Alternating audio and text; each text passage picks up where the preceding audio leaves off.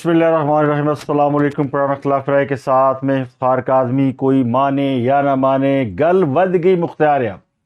ندیم افضل چند نے تو یہ بات اپنے ملازم سے کہی تھی، لیکن یہ پاکستان کے سیاسی حالات پر بالکل صادق آتی ہے، اور اس ملک کی تقدیر کا فیصلہ نہ جج کر سکتے ہیں، نہ سیاستدان کر سکتے ہیں، نہ جرنیل کر سکتے ہیں، نہ ہی کوئی اور طاقت کر سکتی۔ اس ملک کی تقدیر کا فیصلہ آڈیوز اور ویڈیوز کے ذریعے ہو رہا ہے۔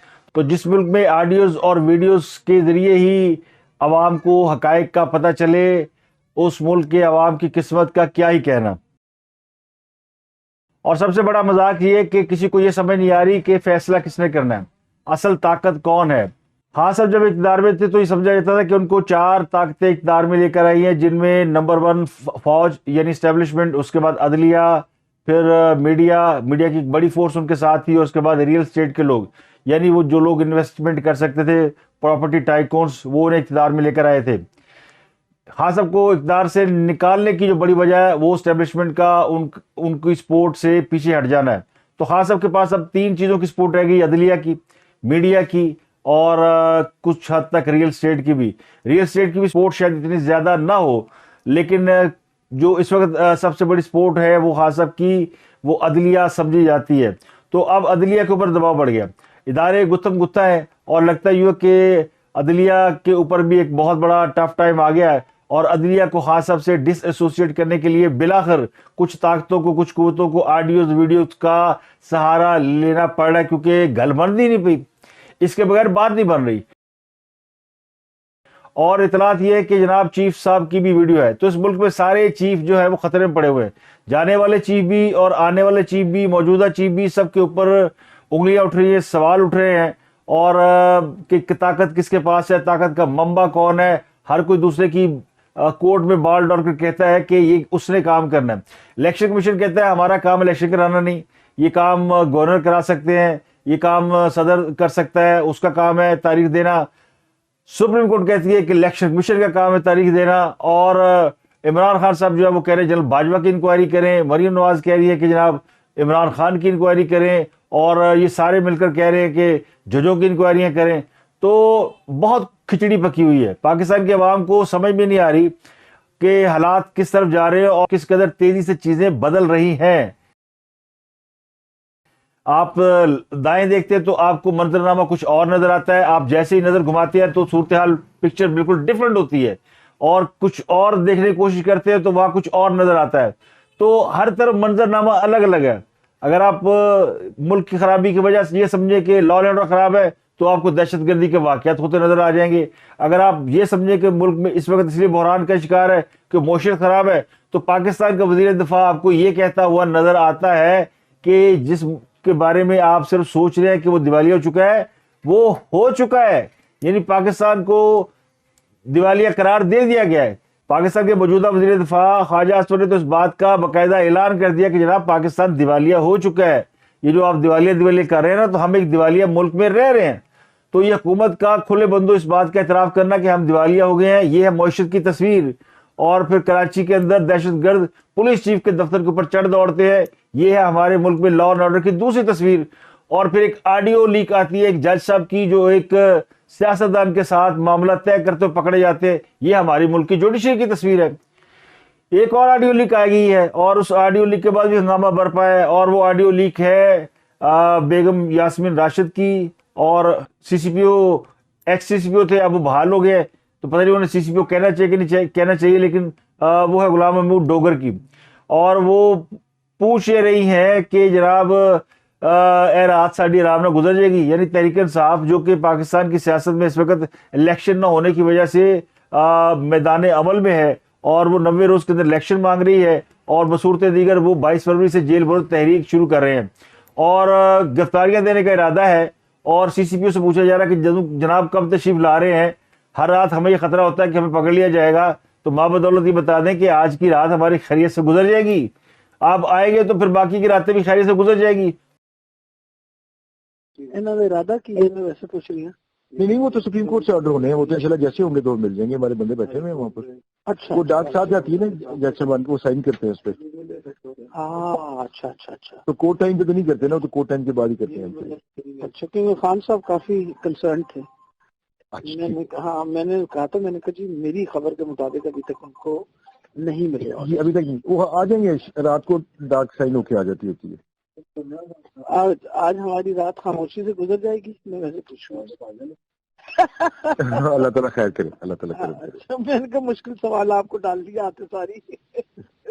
اللہ تعالیٰ کرم کرے, اللہ کرم کرے گا اپنا. ٹھیک ہے. تو میں نے پچھلے بھی لاگ میں آپ کو بتایا تھا کہ خان صاحب نے جیل بھرو تحریک کا اعلان اس لیے کیا ہے کہ سی سی پی او لاہور جو ہے بحال ہو گئے, اور صدر نے خط لکھ دیا ہے چیف الیکشن کمیشن کو. اب اس کا بھی آپ کو میں حال بتاتا ہوں کہ چیف الیکشن کمیشن کو جو خط لکھا گیا ہے اس کی زبان اتنی یعنی خراب ہے کہ صدر مملکت نے اپنے عہدے کا پاس تک نہیں کیا, اور کہنا پڑا الیکشن کمیشن کو کہ جناب خط میں بہتر الفاظ کا چناؤ کیا جا سکتا تھا, آئینی ادارے کو منتخب کرنے کے لیے بہتر الفاظ کا استعمال بڑا ضروری ہے. یعنی وہ صدر عارف علوی ہے تو بھی یوتھی ہے نا, تو بدتمیزی تو ان کے گھٹی میں پڑی ہوئی ہے. ہر شخص سے بدتمیزی کرنی ہے, چاہے وہ ادارہ ہو چاہے وہ لوگ ہوں, تو بدتمیزی انہوں نے کرنی ہے. تو ریاست کے سربراہ ہیں پریزیڈنٹ آف پاکستان عارف علوی صاحب, پوری ریاست پاکستان کے مسلح افواج کے آئینی سربراہ ہیں, لیکن اگر وہ اس طرح کی باتیں کریں گے اور وہ اداروں کی بے توقیری کریں گے تو پھر باقی عزت کون کرے گا؟ بھئی آپ کے پاس اختیار ہے, آپ نے ڈیٹ دینی ہے, آپ ڈیٹ دے دیں, آپ صدر پاکستان ہیں. اگر آئین آپ کو اجازت دیتا ہے کہ آپ الیکشن کی تاریخ کا اعلان کر دیں, جو کہ کمیشن نے خاتمے میں لکھا ہے کہ الیکشن کی تاریخ کا اعلان کرنا صدر مملکت اور گورنرز کا اختیار ہے. صدر مملکت ہی قومی اسمبلی کی تحلیل اور نئے انتخابات کا اعلان کرتے ہیں, عام انتخابات کا. تو صدر نے خط لکھا تھا نا الیکشن کمیشن کو کہ جناب ہم نے آپ کو پہلے بھی خط لکھا, آپ نے جواب نہیں دیا, تو یہ رویہ کوئی صحیح نہیں ہے.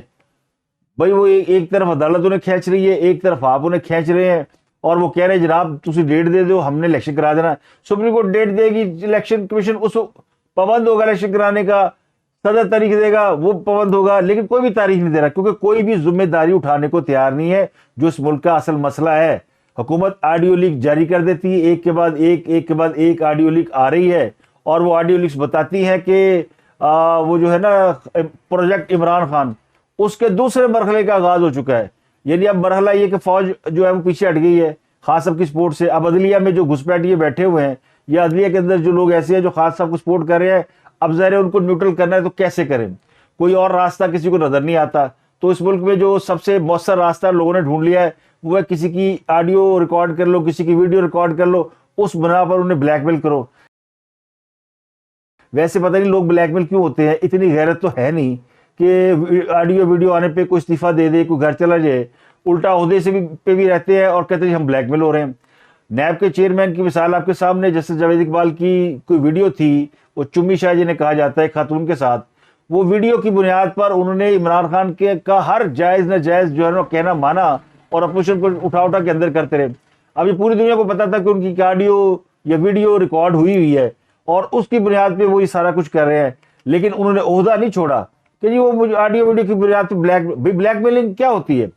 بلیک میلنگ یہ ہوتی ہے کہ آپ کی عزت کی دھجیاں نہ اڑ جائیں, آپ کا راز فاش نہ ہو جائے. راز بھی فاش کرا لیتے ہیں, عزت کی دھجیاں بھی اڑا لیتے ہیں, اور کام بھی کرنا شروع کر دیتے ہیں. کہتے جی وہ چونکہ ہماری تو آڈیو ویڈیو تھی نا. تو یہ جو لیم ایکسکیوز ہے نا, یہ رکھ کے لوگ اس ملک کے اندر اپنے عہدے سے چمٹے بیٹھے ہیں. اگر جسٹس مظاہر علی نقوی کی کوئی آڈیو آئی ہے, کل اس پہ سنا ہے کہ بہت بڑا اجلاس بھی ہوا سپریم کورٹ کے اندر, اور بڑا اس کے اوپر کنسرن شو کی گئی, لیکن اس میں ایک اور جج صاحب جو بڑے اپرائٹ قسم کے جج سمجھے جاتے ہیں اور کمنگ چیف جسٹس بھی ہیں, وہ شاید شریک نہیں ہوئے, باقی سارے شریک ہوئے. وہ شریک ہوتے تو کچھ اور ہنگامہ ہوتا ہے, لیکن انہیں دانستہ ان سے وائڈ کیا جاتا ہے. تو اس اجلاس کا کوئی نتیجہ نہیں نکلا, لیکن یہ کہا گیا کہ جناب استعفیٰ دے دیں. وہ جج صاحب بھی مان لے کہ یہ آڈیو میری ہے. جسٹس مظاہر علی نقوی ذرا یہ کہتے ہیں کہ وہ مان چکے ہیں کہ یہ آڈیو کال ان کی ہے, آواز ان کی ہے, لیکن یہ 3 مہینے پرانی ہے.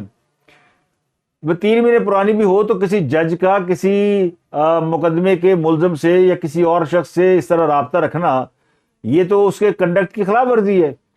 اور پھر اس شخص کا جو بدنام زمانہ فرنٹ مین ہے محمد خان بھٹی, وہ اگر آپ کے پاس موجود ہے, وہ شاید اس لیے کہہ رہے ہیں کہ 3 ماہ پرانی ہے کیونکہ آج وہ اس بات کو اگر یہ کہے کہ جی یہ آڈیو نہیں ہے تو محمد خان بھٹی کے بارے میں تو کہا جاتا ہے وہ تو گرفتار ہے, وہ تو پکڑا ہوا ہے, تو چلے مان لیتے ہیں کہ آڈیو پرانی ہوگی.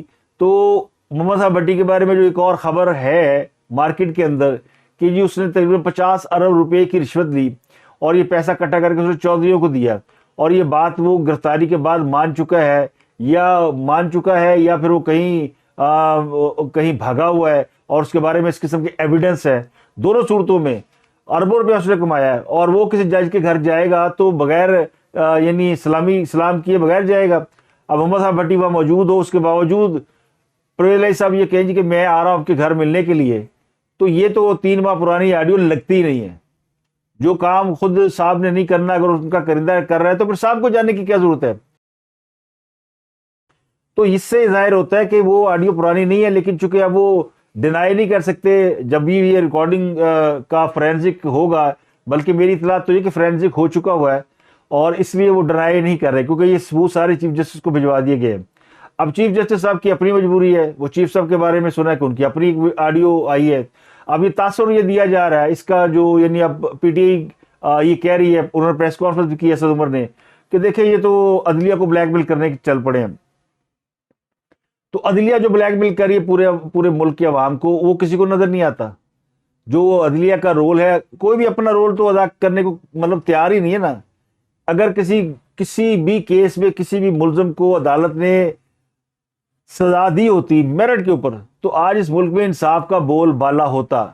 جن ججوں نے سیاستدانوں کو گالیاں دینے کی روایت قائم کی جو خود چلے گئے, ثاقب نثار, آصف سید کھوسا اور اس طرح کے بہت سے کردار ہیں جو کہ جنہوں نے سیاسی لوگوں کو گالیاں دی اور ان کے بارے میں ججوں کے اندر میٹنگز کے اندر جس طرح کی گفتگو فرمائی, تو وہ خود تو چلے گئے, اپنی زبانیں چھوڑ گئے. یہ میرا نہیں, طلعت حسین کا جملہ ہے, تو وہ کہتے ہیں وہ تو اپنی زبانیں چھوڑ گئے, وہ زبانیں آج بھی استعمال ہو رہی ہیں.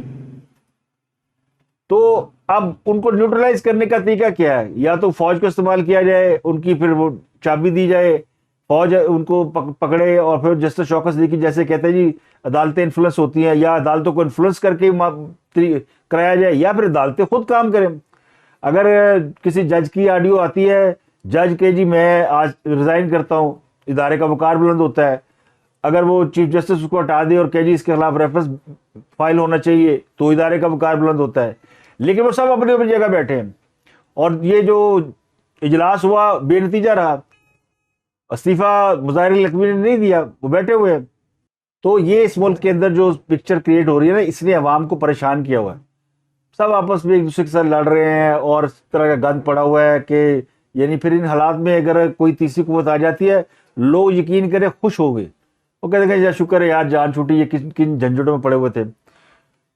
مریم نواز صاحبہ ملتی ہیں صحافیوں سے, وہ کہتی ہیں جناب عمران خان کا تو 10-12 سال بیٹھنے کا پروگرام تھا, تو نواز شریف نے پلان تتر بتر کر دیا. چلے بڑا اچھا کام کیا, خود کیا کر لیا بھائی ہم نے آ کے, خود ان کی حکومت آ گئی ہے, تو اب وہ کیا انہوں نے مطلب کیا کارنامہ سر انجام دے دیا.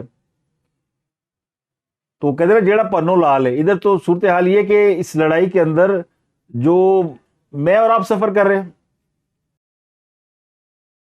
تو یہ تو سیاسی صورتحال کا تجزیہ تھا. اب آپ کو خبر بھی دے دیں, وہ خان صاحب نے اعلان کیا کہ وہ جیل بھرو تحریک چلائیں گے 22 فروری سے, اور جیل بھرو تحریک کے لیے جو پلان سامنے آیا اس میں شیڈول بھی آ گیا کہ کب کہاں سے کیا کون گرفتاری دے گا.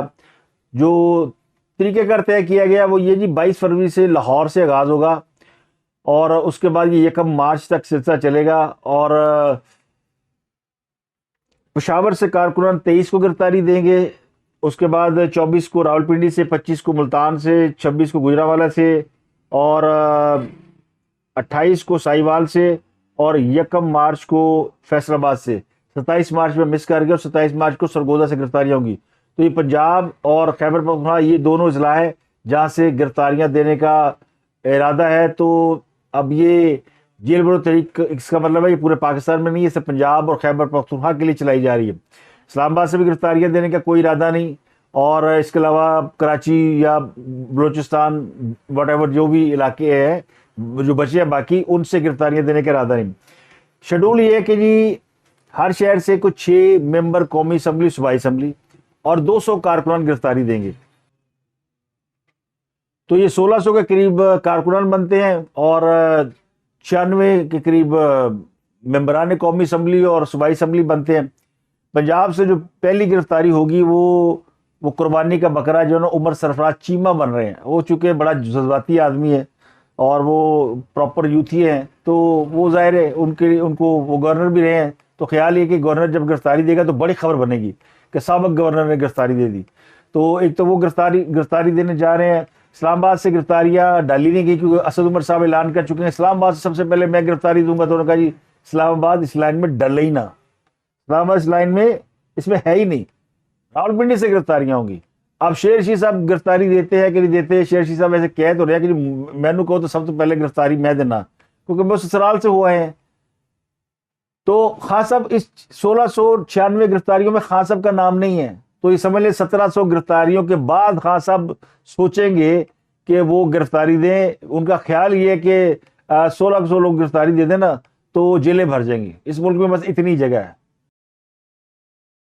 کیونکہ اس ملک میں لا اینڈ آرڈر خان صاحب بہت اچھا کر گئے تھے. اپنے دور میں انہوں نے کرائم ختم کر دیا تھا، کرائم ریٹ 0 ہو گیا تھا، لا اینڈ آرڈر بڑا آئیڈیل ہو گیا تھا، دہشت گرد بھاگ گئے تھے، تھانے بند پڑے تھے، جیلیں ختم کر دی گئیں، حوالاتیں ہیں نہیں، سپاہی بھی ہم نے ان کو ریٹائر کر دیا، ان کو گولڈن شیک ہینڈ دے دیا. تو اب تو جیلیں بالکل چھوٹی چھوٹی رہ گئی ہیں. تو وہاں پہ 200-250 لوگ رہیں گے پورے شہر میں. اتنے لوگ، اتنی گنجائش ہے، تو اتنے لوگوں سے جیل بھر جائے گی. اور میری باری آنی نہیں، اور میری باری اس لیے بھی نہیں آنی کہ وہ ڈوگر صاحب نے بحال ہو جانا ہے. اور ڈوگر صاحب جب آ گئے تو پھر میں ہر رات آرام سے چین سے گزاروں گا. اسی لیے پوچھ رہی تھی نا یاسمین راشد کے رات ساڑی چین نہ گزر جائے گی، آج رات آرام نہ گزر جائے گی. تو یہ انہوں نے شیڈول جاری کیا جس میں عمران خان صاحب کی گرفتاری نہیں ہے. دوسری خبر لے لیں شیر رشید صاحب. وہ کہتے ہیں چوراں نو پے گئے مور. شیر رشید صاحب کو پولیس نے جب گرفتار کیا تھا تو یہ دعویٰ کیا تھا اسلحہ، شراب اور پتہ نہیں کیا کیا چیزیں برآمد ہوئی تھی. تو انہوں نے وہ پھر عدالت میں نا درخواست دائر کر دی کہ جناب یہ میری چیزیں مجھے واپس دیں. پولیس نے کہا جناب اسی تو برآمد ہی کچھ نہیں کیتا، ہمارے پاس تو کوئی اسلحہ ہے ہی نہیں. شراب تو خیر انہوں نے نہیں کہا برآمد کریں، انہوں نے کوئی نقدی اور وہ کلاشن کوف اور وہ یہ جتنی چیزیں پولیس نے دعویٰ کیا تھا کہ ان سے برآمد ہوئی ہیں وہ درخواست لکھ کے انہوں نے دے دی کہ جناب یہ مجھے دیں سپرداری پہ. تو پتہ ہی چلا کہ پولیس نے کہا کہ یہ برآمد ہی نہیں. تو پولیس نے بھی جو ہے نا مدعا ہی پایا سی انہوں نے. وہ شراب والی بات میں نے کو بتائی تھی نا، اس پہ شیر رشید نے کہا کہ جناب جو حکومت میرا یورین ٹیسٹ نہیں کرا سکی وہ سڑکی پٹ لے گی، گل صحیح ہے. جو حکومت شیر رشید کا پیشاب ٹیسٹ نہیں کرا سکتی وہ کچھ نہیں کر سکتی. وہ جتنے مرضی دعوے کر لے، اسی انج کر لیتا ہے، اسی قیامت لے آتی. ہم نے عمران خان کو نکال دیا. بھائی عمران خان کو نکالنے کا عوام کو کیا فائدہ ہوا؟ اور عمران خان کو نکال کے آپ نے کیا کر لیا؟ اور حکومت بھی پتہ نہیں کس کو دیکھ رہی کہ وہ کاروائی کرے گا. وہ ایک آ جا کے ایف آئی اے اور نیب رہ گئی ہیں. نیب کا چیئرمین ویسے ناراض ہو گیا ہے اور ایف آئی اے والے نوٹس وہ کہتے ہیں فرضی، وہ بھی کاغذی کارروائیاں کر رہے ہیں. افر حبیب کو بھی نوٹس جاری کر دے 21 فروری کو آ جاؤ جی فلاں کام کیا ہے.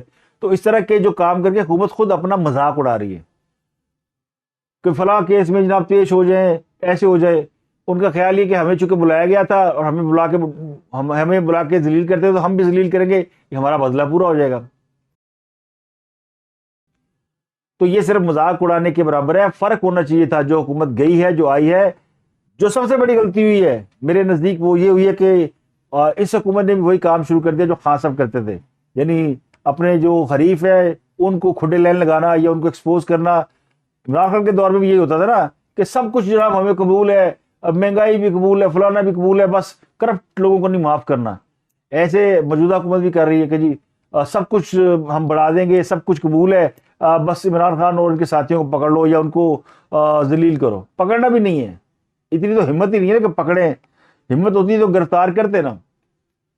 عمران خان کی ہمت تگی سی انہیں نواز شریف اندر کراتا نا، مریم بھی پھاڑ لی. آپ میں ہمت ہو تو گرفتار کر کے دکھا دیں. نہیں ہم جی بڑے سیاسی وہ ہیں، کیا کہتے ہیں جی، ہم رواداری کا مظاہرہ کرتے ہیں. تو یہ آپ کی رواداری کا نتیجہ کہ پورے ملک میں ایک کنفیوژن پیدا ہو گئی ہے. ہو از رولنگ؟ حکومت کون ہے کر رہا ہے؟ حکومت تو اس وقت وہ کہتے ہیں نا میوزیکل چیئر کا کھیل کھیل رہی ہے. کبھی کرسی بیٹھ جاتے ہیں، کبھی اٹھ جاتے ہیں، کبھی بیٹھ جاتے ہیں، کبھی اٹھ جاتے ہیں. یہ حکومت تھوڑا سا اگر حکومت کرنی ہے تو تھوڑا ہمت پکڑیں. وہ ایک جج کو برطرف کرا کے آپ کیا کر لیں گے؟ ایک جج اگر مظاہر علی نقوی استعفیٰ دے دے گا تو اس سے کیا فرق پڑے گا؟ ایک تاثر جو اور پیدا ہو گیا کہ جناب یہ چیف جسٹس کو بھی بلیک میل کر رہے ہیں, ان کی بھی کوئی آڈیو ان کو بھیج دی گئی ہے. تو یہ بلیک میل کر کے اگر آپ نے اپنے مخالفین کو پکڑنا ہے تو پھر اتنا چنگا کہ جناب کوئی اور کام کر لو, اس سے تو بہتر تھا پوزیشن میں رہتے. تو اب تک کے لیے اتنا ہی, آپ سے ملاقات ہوتی ہے اگلے ولاگ میں. اپنا گرد و نواح کے لوگوں کا بہت خیال رکھیے.